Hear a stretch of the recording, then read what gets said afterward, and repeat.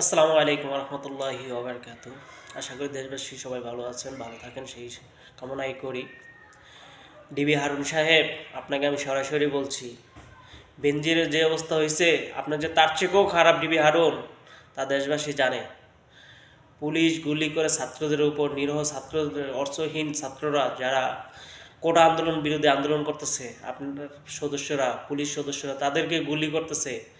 আর আপনি বলতেছেন যে আমরা চিনি, আমরা ধরবো, আমরা মারবো।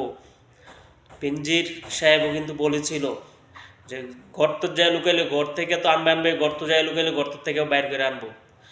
আজ সেই বেনজির দেশ ছাড়া। ডিবি হারুন, তুমিও দেশ ছাড়া হইবা, রেডি হও, আইতাছে সময়।